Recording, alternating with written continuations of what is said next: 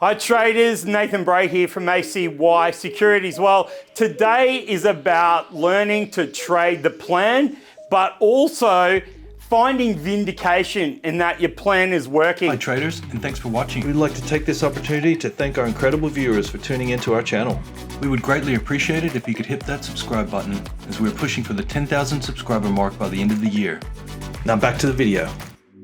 So it's a tribute as well to the great Australian cricketer, Glenn Maxwell. Congratulations, Glenn Maxwell. And I'll get to that in just a moment.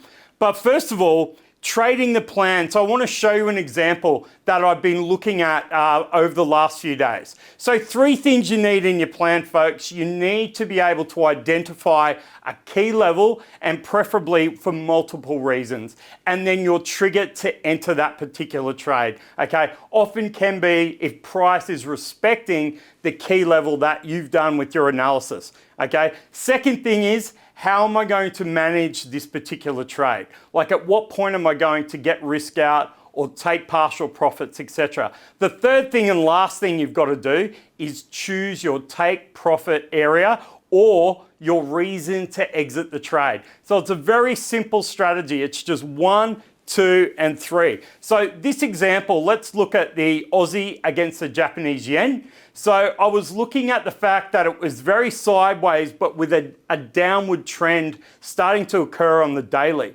And price was rallying back up to that 79 fib retracement level on the daily, which coincided with a weekly resistance level up around 96.84.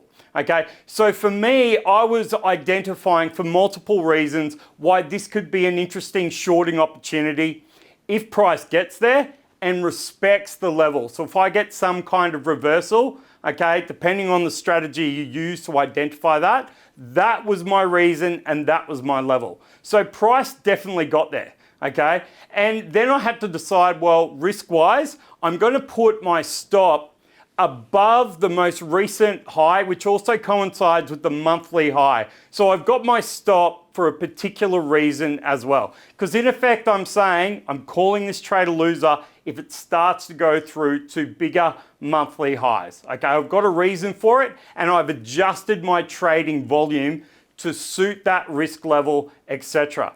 Now I've looked at the chart for my exit and I'm looking for at least a 2-to-1 risk reward, but I can see that there is the potential where weekly resistance could act as support, which is like 300 or 400 pips away.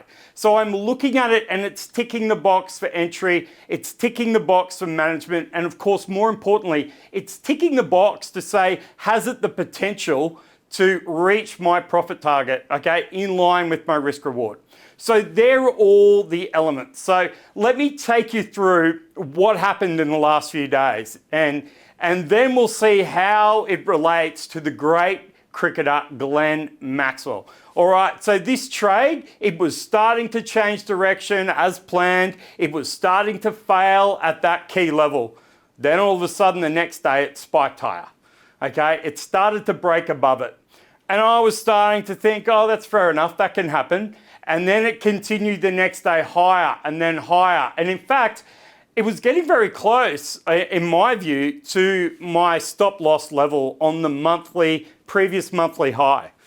So this is where trading, it's very simple here psychologically and in the live emotion of it to break your plan, okay? This is where you could say, oh, look, maybe I'll get out now so that I don't lose as much money as I would when it goes up and hits my stop loss or something like that. Your mind can play tricks on you.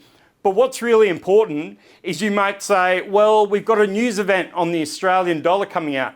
If they raise rates, people suggest that could be very positive for a currency. So then I'll get stopped out when it spikes up anyway. See how your brain can start to play tricks on you and you may not follow your plan.